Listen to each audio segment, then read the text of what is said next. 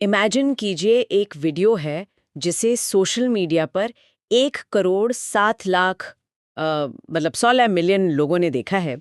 Internet पर पूरी आग लगी हुई है, लोग दबा के शेयर कर रहे हैं और अचानक सरकार उसे भारत में ब्लॉक कर देती है। हाँ, और वो भी सीधे आईटी ऐप का इस्तेमाल करके। ये कोई छोटी बात नहीं है। ये सीधे तौर पर एक क्रिएटर द्वारा सिस्टम पर सेंसरशिप और सत्ता के दुरुपयोग का लगाया गया आरोप है।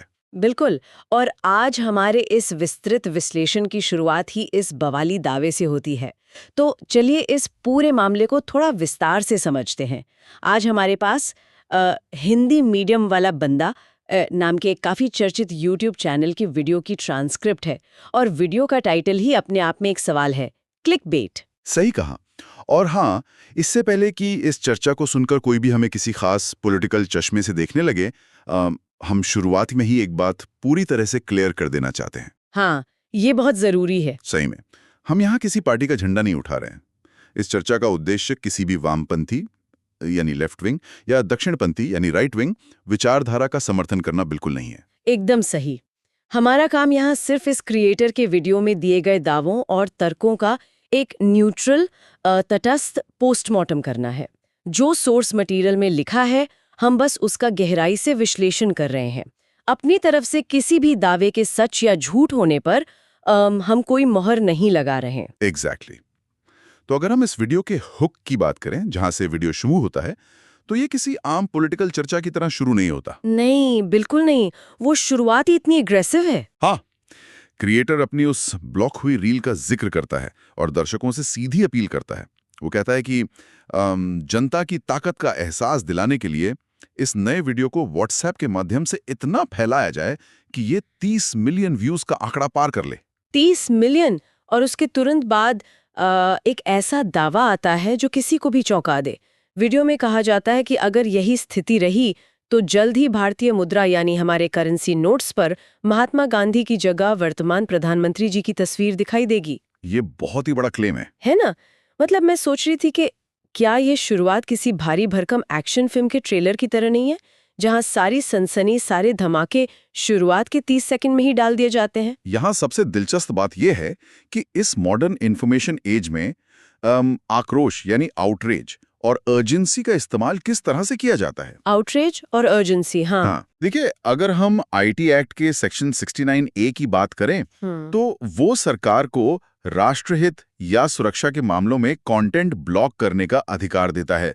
लेकिन जब किसी क्रिएटर का कंटेंट ब्लॉक होता है, तो वो इसे एक बैज ऑफ ऑनर यानी सम्मान के बिल्ले की तरह इस्तेमाल करता है। ओह, मतलब वो इसे एक विक्टिम कार्ड की तरह यूज कर रहा है। एक तरह से हाँ, वो लोगों को ये जताता है कि देखिए, मेरी आवाज को दबाया जा रहा है, मतलब मैं कुछ बहुत बड़ा सच बोल रहा हूँ, और लोग उस पर भरोसा करने लगते हैं। ये तो एक काफी क्लासिक साइकोलॉजिकल ट्रिक हो गई। बिल्कुल। क्रिएटर जानता है कि सरकारी नीतियों और उनके बोरिंग इतिहास पर बात करना शायद हर किसी को ना बांध पाए। इसलिए वो आईटी एक्ट के मिसयूज और करेंसी पर फोटो बदलने जैसे इमोशनल और हाईली एग्जैजरेटेड दावों का इस्तेमाल करके एक हुक तैयार करता है, ताकि लोग छोड़ के ना जाएं। सही बात है। ये लोगों को वीडियो के मेन आर्ग्यूमेंट्स तक रोके रखने का, उन्हें इस अटेंशन इकोनॉमी में फंसाए रखने का एक बहुत ही अचूक टूल है। तो मेरी राय में वीडियो का जो शीर्षक है क्लिकबेट, वो शायद इसी सनसनीखेज शुरुआत की ओर इशारा कर रहा है। हाँ, प्रोबेबिलिटी तो यही लगती है। लेकिन एक बार जब कोई इस हुक में फंस जाता है, तो वीडियो का मेन पॉइंट क्या है? इस वीडियो का कोर मैसेज ये है कि वर्तमान सरकार नई योजनाएं बनाने या जीरो से कोई नई स्कीम बिल्ड करने के बजाय पिछली सरकारों की पुरानी योजनाओं का नाम बदलने और उनका क्रेडिट लेने पर अपना फोकस रखती है। और इस रीपैकेजिंग वाले तर्क को एस्टैब्लिश करने के लिए क्रिएटर सबसे पहले एक बहुत ही परिचित उदाहरण चुनता है, जो भारत के ग्रामीण रोजगार का सबसे बड़ा हिस्सा है। एनआरईजीए। हाँ, एनआरईजीए। क्रिएटर वीडियो में याद दिलाता है कि साल 2005 में यूपीए सरकार के दौरान एनआरईजी की शुरुआत हुई थी। रोजगार गारंटी योजना, राइट? उसके बाद 2009 में महात्मा गांधी के सम्मान में इसका नाम बदलकर महात्मा गांधी एनआरईजीए या एमजीएनआरईजीए कर दिया गया। यहाँ तक तो सब प्योर फैक्ट्स हैं, हिस्ट्री है। बिल्कुल। लेकिन इसके बाद वीडियो एक काफी अजीब भविष्यवाणी करता है। वो कहता है कि 2025 में वर्तमान सरकार इसका नाम फिर से बदलकर वीबीजी रामजी रखने वाली है। वेट, वीबीजी राम जी, ये तो बहुत ही रैंडम सा नाम लग रहा है। देखिए, ये जो 2025 वाली बात है, ये सिर्फ एक सटायर है, एक व्यंग्य। क्रिएटर एक्चुअली इतिहास के तथ्यों के साथ, जैसे 2005 में शुरुआत और 2009 में नामकरण, इसके साथ 2025 की काल्पनिक स्थिति को जोड़ देता है। अच्छा, एक नैरेटिव सेट करने के लिए। एग्जैक्टली ऐसा करके वो अपने क्रेडिट लेने वाले नैरेटिव को एक कंटिन्यूअस प्रोसेस साबित कर रहा है। वो बता रहा है कि नाम बदलने की ये स्ट्रैटेजी सिर्फ पास का हिस्सा नहीं है, बल्कि फ्यूचर का भी ब्लूप्रिंट है। लेकिन एक सेकंड, मैं यहाँ थोड़ा पुशबैक देना चाहूंगी। अगर हम इस नाम बदलने वाली थियरी को देखें, तो क्या ये कुछ ऐसा नहीं है जैसे किसी ने एक शानदार कार का इंजन तो 10 साल पहले बना दिया था, लेकिन वो गराज में पड़ी धूल खा रही थी। हाँ, ओके, आगे बताइए। फिर कोई नया इंसान आता है, उस कार को चमचमाता लाल रंग करता है, उसका एक शानदार एड कैंपेन चलाता है और उसे सड़क पर उतार देता है। अब देखा जाए तो पब्लिक तो उसी की तारीफ करेगी ना, जो कार को सड़क पर चला रहा है। क्या पॉलिसी सिर्फ पेपर पर बना देने से सक्सेसफुल हो जाती हैं? वाह, ये एनालॉजी बहुत ही शानदार है और सच कहूं तो यही इस पूरे वीडियो की बहस का मेन सेंटर है ना? क्योंकि एग्जीक्यूशन ही तो सब कुछ होता है। बिल्कुल। वीडियो का क्रिएटर उस इंजन बनाने वाले की वकालत कर रहा है, जबकि आम जनता उस लाल रंग की कार को देख रही है। और इस बात को साबित करने के लिए वीडियो फाइनेंशियल और हेल्थ स्कीम्स के कुछ बहुत ही ठोस उदाहरणों की टाइमलाइन पर आता है, जैसे कि प्रधानमंत्री जन धन योजना। ओ, जन धन योजना, इसने तो भारत में फाइनेंशियल इंक्लूजन यानी वित्तीय समावेशन की डेफिनेशन ही बदल दी थी। 28 अगस्त 2014 को ये स्कीम लॉन्च हुई थी। सही बात है। इसका मेन एम देश के उन करोड़ों परिवारों के बैंक अकाउंट खोलना था जिनके पास कोई खाता नहीं था, और वो भी एकदम जीरो बैलेंस पर। वीडियो भी इस बात को मानता है कि जनधन अकाउंट्स के कारण ही आज भारत में यूपीआई और डिजिटल पेमेंट इतना हिट हो पाया है। हाँ, ये बात तो वीडियो में एक्सेप्ट की गई है, लेकिन क्रिएटर यहाँ एक बहुत बड़ा प्लॉट ट्विस्ट लेकर आता है। वो दर्शकों को 2014 की उस मैसिव लॉन्च से निकालकर 2012 के एक रिजर्व बैंक ऑफ इंडिया यानी आरबीआई का सर्कुलर पर ले जाता है। वेट, 2012 का सर्कुलर? हाँ, वीडियो के मुताबिक इस महा लॉन्चिंग के ठीक 2 साल पहले अगस्त 2012 में आरबीआई ने बैंक्स को पहले ही एक ऐसा डायरेक्शन दे दिया था जिसके तहत जीरो बैलेंस पर basic saving bank deposit account खोले जाने थे। अच्छा। और इसमें मुफ्त एटीएम या डेबिट कार्ड की सुविधा भी शामिल थी। अगर हम इसे व्यापक संदर्भ से जोड़ें तो ये backend plumbing versus front end product की लड़ाई है। बैकएंड प्लम्बिंग, थोड़ा इसे आसान भाषा में समझाएंगे? हाँ, देखिए, जब आरबीआई कोई सर्कुलर निकालता है कि जीरो बैलेंस खाते खोले जाएं, तो वो सिस्टम की प्लम्बिंग ठीक कर रहा है, वो रेगुलेशन बना रहा है। लेकिन आम इंसान तो आरबीआई के सर्कुलर्स नहीं पढ़ता ना। बिल्कुल नहीं। और बैंक के क्लर्क भी किसी गरीब आदमी को देखकर खुद से आगे बढ़कर उसका जीरो बैलेंस खाता नहीं खोलते। तो ये बैकएंड का काम था जो 2012 में हुआ था। और जन धन योजना फ्रंट एंड प्रोडक्ट थी। सही पकड़ा। 2014 में सरकार ने उस बैक एंड प्लम्बिंग को एक फ्रंट एंड प्रोडक्ट में बदल दिया। उस पर प्रधानमंत्री का चेहरा लगा दिया, एक मिशन मोड सेट कर दिया और बैंक्स पर भारी प्रेशर डाला गया कि उन्हें एक स्पेसिफिक टारगेट पूरा करना ही है। तो यहाँ पर मेरा एक काफी बेसिक सा सवाल है, अगर ये जीरो बैलेंस वाली पॉलिसीज 2012 से ही एग्जिस्ट करती थीं, तो आज लोगों के दिमाग में सिर्फ जन धन योजना ही क्यों याद है? अच्छा पॉइंट है। क्योंकि जन धन योजना के तहत एक ही दिन में 1.5 करोड़ से ज्यादा बैंक खाते खोले गए थे। क्या वो मैसिव स्केल और वो अग्रेसिव मार्केटिंग ही वो असली फर्क नहीं है जिसने एक ठंडे बस्ते में पड़ी पॉलिसी को एक रेवोल्यूशन में बदल दिया? मैं कहूंगा यही वो ग्रे एरिया है जहां नीतियां और राजनीति आपस में टकराती हैं। आपका तर्क बिल्कुल सॉलिड है कि एग्जीक्यूशन यानी उसे जमीन पर उतारना ही सबसे बड़ा काम है। लेकिन वीडियो का क्रिएटर किस बात से नाराज है? किस बात से? क्रिएटर इस बात की आलोचना कर रहा है कि उस एग्रेसिव मार्केटिंग के शोर में ये क्लेम किया जाता है कि हमने शून्य से शुरुआत की, हमारे आने से पहले कुछ था ही नहीं। ओह, आई सी। क्रिएटर कह रहा है कि भाई आरबीआई के उन टेक्नोक्रेट्स को भी तो थोड़ा क्रेडिट दो जिन्होंने इसका बेसिक स्ट्रक्चर तैयार किया था। अच्छा, अब मैं समझी। मतलब आपने एक बनी बनाई बिल्डिंग को अच्छे से पेंट किया, उसमें चमक लाई, एक बड़ा सा उद्घाटन समारोह रखा, बोर्ड पर अपना नाम लिखवा लिया और ये दिखाया कि ईंटें भी आपने ही बनाई थी। हाँ, एग्जैक्टली, यही लॉजिक। और यही सेम पैटर्न हमें स्वच्छ भारत अभियान में भी देखने को मिलता है, राइट? बिल्कुल मिलता है। 2 अक्टूबर 2014 को राजपथ से स्वच्छ भारत अभियान लॉन्च हुआ। टारगेट था भारत को खुले में शौच से मुक्त करना। करोड़ों शौचालय बनाए गए पूरे देश में। हाँ, बहुत बड़ा मूवमेंट था वो। पर वीडियो क्लेम करता है कि साल 2012 में शुरू किया गया निर्मल भारत अभियान भी तो यही था। उनका कहना है कि स्वच्छ भारत सिर्फ उसी का एक स्टैंडर्ड वर्जन है। लेकिन फिर से वही पॉइंट आता है मेरा, निर्मल भारत अभियान के बारे में कितने लोगों को पता था ग्राउंड पर? काफी कम लोगों को। वही ना, स्वच्छ भारत के साथ एक पूरा बिहेवियरल चेंज जुड़ा हुआ था। बड़े बड़े सेलिब्रिटीज झाड़ू लगा रहे थे, टीवी पर लगातार एड्स आ रहे थे, लोग एक्चुअली इसके बारे में बात कर रहे थे। क्या पॉलिसी सिर्फ पेपर पर बजट अलॉट करने का नाम है, या जनता के दिमाग में उस स्कीम को बिठाने का भी नाम है? मैं मानना चाहूंगा कि ये एक बहुत ही वैलिड पॉइंट है। पब्लिक रिलेशंस और स्ट्रॉन्ग पॉलिटिकल विल किसी भी योजना के लिए ऑक्सीजन का काम करते हैं।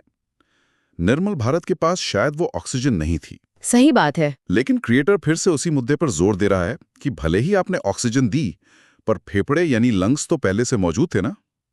आप ये क्यों पोर्ट्रे कर रहे हैं कि पूरा इंसान ही आपने बनाया है? Fair point.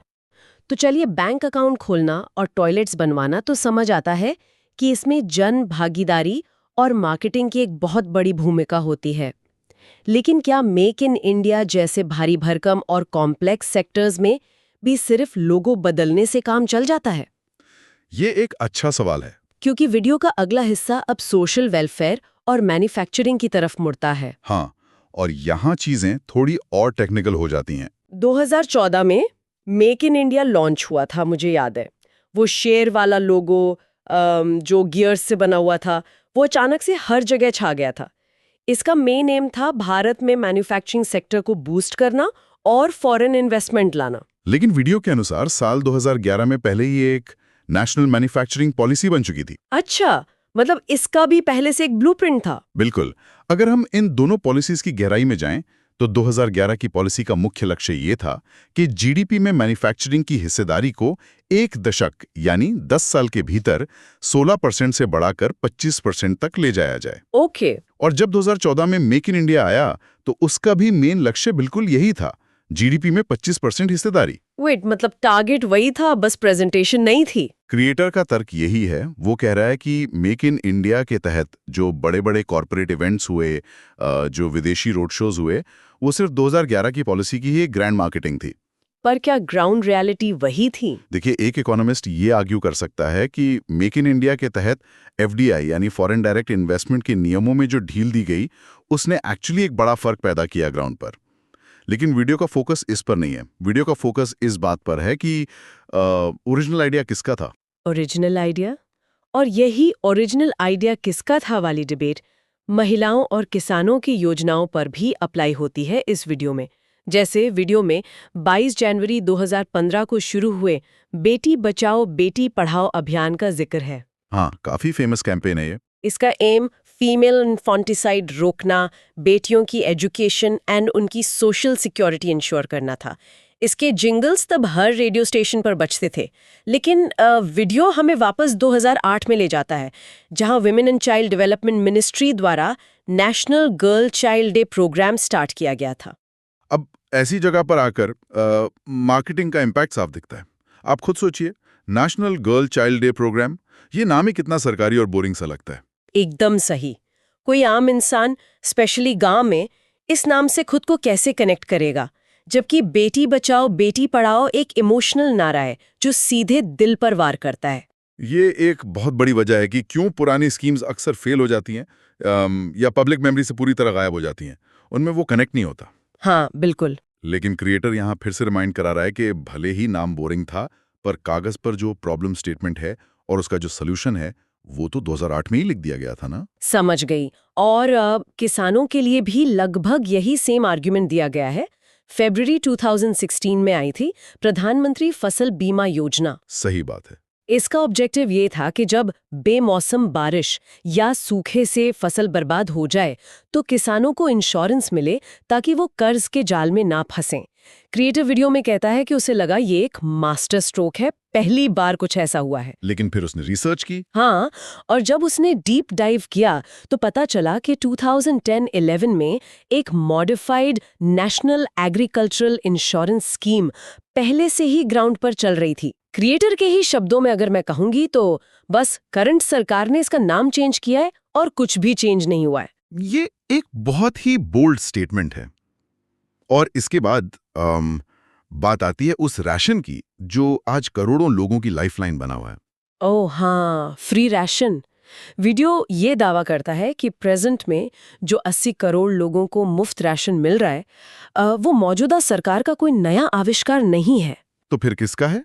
वीडियो के अकॉर्डिंग ये नेशनल फूड सिक्योरिटी एक्ट और पिछली सरकारों द्वारा बनाए गए पीडीएस यानी पब्लिक डिस्ट्रीब्यूशन सिस्टम का ही नतीजा है। सरकार बस उस पुराने सिस्टम का इस्तेमाल करके अपना पॉलिटिकल फायदा उठा रही है। ये एक महत्वपूर्ण सवाल खड़ा करता है। इन सारे उदाहरणों को सुनकर एक बात तो काफी साफ हो जाती है। क्या? ये वीडियो बेसिकली एक बहुत बड़े साइकोलॉजिकल पहलू को छू रहा है, जिसे हम स्कीम फटीग कह सकते हैं। स्कीम फटीग मतलब योजनाओं से होने वाली थकान? बिल्कुल। देखिए, आम जनता हर रोज अखबारों में किसी नई योजना का नाम और उसका एक नया एक्रोनिम पढ़ती है। कुछ ना कुछ लॉन्च हो रहा होता है। वीडियो का क्रिएटर इसी थकान और फ्रस्ट्रेशन को एक आवाज दे रहा है। अच्छा। वो कह रहा है कि देश की बेसिक प्रॉब्लम्स वही हैं और उनका सॉल्यूशन भी लगभग वही पुराना है। बस हर कुछ साल में सरकारें आती हैं और एक नया स्टिकर चिपका देती हैं पुरानी बॉटल पर। वाह, ये काफी दिलचस्प नजरिया है देखने का। मेरी राय में किसी भी डेमोक्रेटिक देश में पॉलिसीज कभी भी रातों रात किसी वैक्यूम या शून्य में पैदा नहीं होती। सही बात है, उनका एक प्रोसेस होता है। हाँ, वो एक एवोल्यूशन का हिस्सा होती हैं, एक क्रमिक विकास का। एक सरकार एक वाइट पेपर लाती है, दूसरी सरकार आती है और उस पे पायलट प्रोजेक्ट चलाती है, और फिर शायद तीसरी सरकार आकर उसे एक बड़े बजट और एक नई अग्रेसिव मार्केटिंग के साथ पूरे देश में लागू कर देती है। और एग्जैक्टली यही वो बात है जिस पर ये वीडियो कड़ी चोट कर रहा है। कैसे? देखिए, हमारे पॉलिटिकल डिस्कोर्स में इस क्रमिक विकास या एवोल्यूशन को पूरी तरह से नजरअंदाज कर दिया जाता है। हर नई सरकार आकर ये दिखाना चाहती है कि उससे पहले तो देश में कुछ था ही नहीं। मतलब जीरो से स्टार्ट हुआ है सर? हाँ, ये प्रेजेंट किया जाता है कि जो भी चमत्कार हो रहा है वो बस आज और इसी पल से शुरू हुआ है। राइट। तो अगर हम इस पूरे वीडियो के कोर एसेंस को समेटें तो क्रिएटर मुख्य रूप से यही कह रहा है कि देश में असली काम यानी जीरो से नई नीतियां बनाने का काम थोड़ा पीछे छूट गया है, और उसकी जगह पुरानी नीतियों का क्रेडिट लेने का काम ड्राइवर सीट पर आ गया है। और मैं भी यही कहूंगा। वीडियो का पूरा मैसेज यही है कि सरकार ने बेसिक इंफ्रास्ट्रक्चर तैयार करने से ज्यादा पुरानी नीतियों की पैकेजिंग, उनकी ब्रांडिंग और उनके नए नामकरण पर अपना सारा ध्यान और रिसोर्सेज लगा दिए हैं। और जैसा कि हमने शुरुआत में ही बिल्कुल क्लियर किया था, हमारा काम यहाँ किसी भी पक्ष को सही या गलत ठहराना नहीं है। हम किसी क्लेम की पुष्टि नहीं कर रहे हैं। ये विश्लेषण सिर्फ ये समझने के लिए था कि एक वायरल वीडियो जिसे मिलियंस ऑफ लोग देख रहे हैं वो दरअसल किन आर्ग्यूमेंट्स पर खड़ा है। सही कहा। और एक लिसनर के तौर पर आपको ये जानना इसलिए भी बहुत जरूरी है क्योंकि ये हमें इन्फॉर्मेशन को सिर्फ उसकी बाहरी चमक या थंबनेल से परखने के बजाय उसकी हिस्ट्री में जाने के लिए प्रेरित करता है। एकदम सही। आज के इस मॉडर्न दौर में जहां हर कॉम्प्लेक्स इशू को एक 30 सेकंड की रील में पैक कर दिया जाता है, वहां किसी भी सरकारी योजना को उसके आज के मार्केटिंग कैंपेन से आगे जाकर देखना बहुत क्रिटिकल है। बिल्कुल। जब लोग किसी स्कीम का हिस्टोरिकल कॉन्टेक्स्ट समझते हैं तो वो व्हाट्सएप पर आने वाले उन फॉरवर्ड्स का आसानी से शिकार नहीं बनते। वो एक ज्यादा अवेयर, एक ज्यादा जागरूक नागरिक बनते हैं। मेरा मानना है कि जब आपको ये समझ आ जाता है कि कोई भी पॉलिसी एक लंबी कंटिन्यूअसली चलने वाली प्रक्रिया का हिस्सा है, तो आप पॉलिटिकल दावों को थोड़ा तार्किक रूप से रैशनली जज कर पाते हैं। हाँ, जज्बातों में बहने की जगह। एग्जैक्टली। आप इफेक्टिवली ये देख पाते हैं कि पेपर पर बनी पॉलिसी और जमीन पर उतरे काम में दरअसल क्या और कितना बड़ा फर्क है। और इसी के साथ हम आज के इस विस्तृत विश्लेषण के अंत पर आ गए हैं। हमने शुरुआत की थी एक इंटरनेट ब्लॉग और महात्मा गांधी की तस्वीर वाले दावे से, जहां सनसनी और फैक्ट्स थोड़े आपस में उलझे हुए थे। और फिर हमने जनधन योजना की बैक एंड प्लम्बिंग से लेकर मेक इन इंडिया के फ्रंट एंड प्रोडक्ट तक का पूरा सफर प्रैक्टिकली एनालाइज किया। हाँ, हमने देखा कि हर योजना के पीछे एक लंबा इतिहास होता है जिसे अक्सर नए नारों के शोर में भुला दिया जाता है। लेकिन एक पॉइंट यहाँ ये भी है कि हमें ये नहीं भूलना चाहिए कि भले ही नींव पुरानी हो, उस पर बनी नई इमारत का अपना एक अलग और बहुत बड़ा इम्पैक्ट होता है सोसाइटी पर। और यही आखिरी बात हमें आज के हमारे फाइनल थॉट की तरफ ले जाती है। एक ऐसा गहरा सवाल जो शायद इस सोर्स मटेरियल की नींव से ही निकला है, लेकिन हमें इस चर्चा से एक कदम आगे सोचने पर मजबूर जरूर करता है। वो क्या है? जिसने सालों पहले बंद कमरों में बैठकर सिर्फ एक शानदार नक्शा बनाया था, या फिर उस बिल्डर को जिसने ग्राउंड पर तमाम अड़चनों को पार किया, फंड्स जुटाए, उस इमारत को आखिरकार पूरा किया और आम जनता के लिए उसके दरवाजे खोल दिए। सोचने वाली बात है।